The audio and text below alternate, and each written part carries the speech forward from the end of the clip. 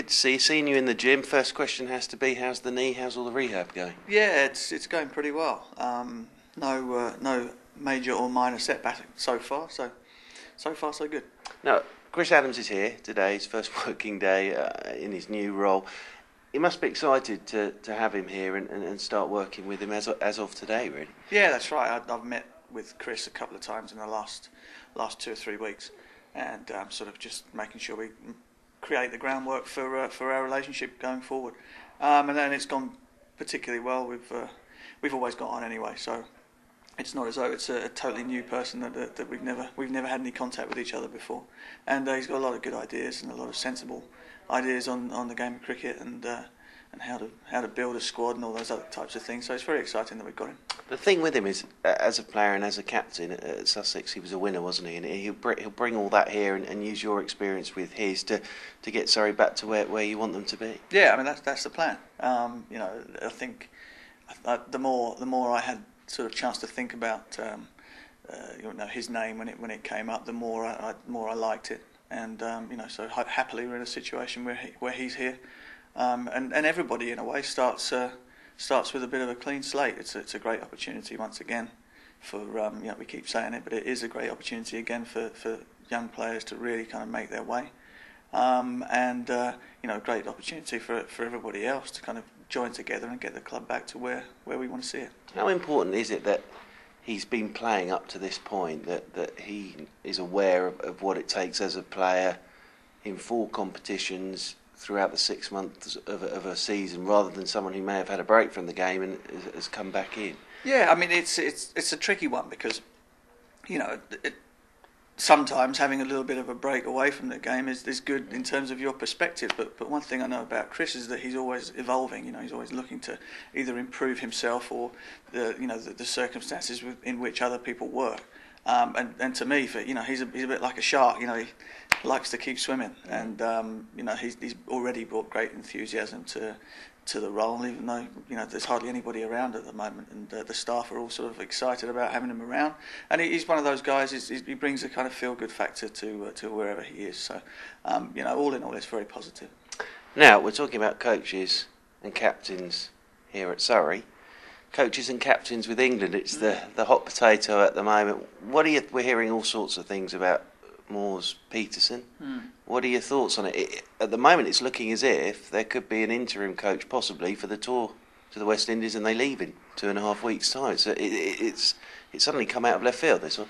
Well, yeah, yes and no. I was in the hot seat when the new announcement was made. The announcement that Kevin Peterson was going to take over from Michael Vaughan. I happened to be in the Sky Studios on that particular day, and I remember vividly pointing out, we've just one captain's just resigned, another captain's just resigned. So 2 captains lost on one day.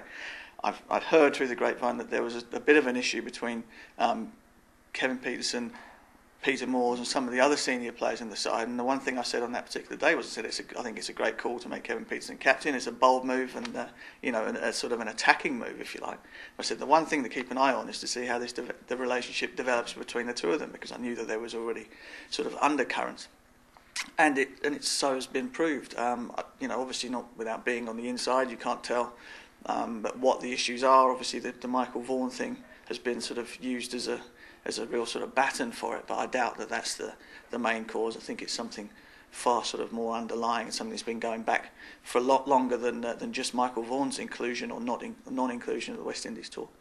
And so, yeah, I mean, it's a tricky one, because people are going to ask, does the captain have the sort of like that much power to say who should be coach and who shouldn't be coach? For me, the ECB made the appointment of Kevin Peterson as a captain, so they also made the appointment of Peter Moores as coach. Now, if there was a problem between the two of those guys beforehand, then it's up to the ECB to sort that out. I think Kevin Peterson probably holds the stronger pack of cards at the moment.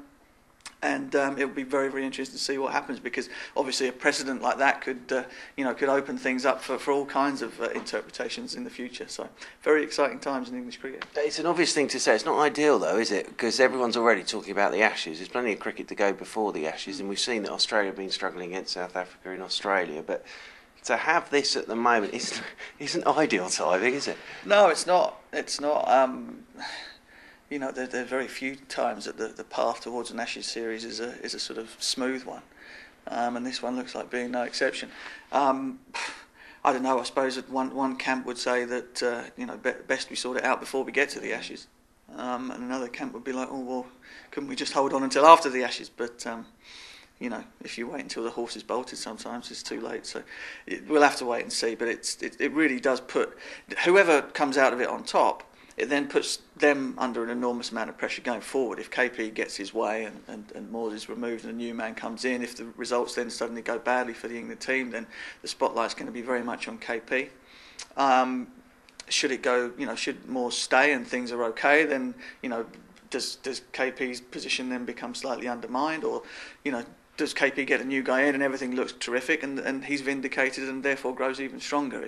There are so many permutations of it at the moment. But we just have to wait and see. Let's say interesting times. Thank you for your time as always. No problem.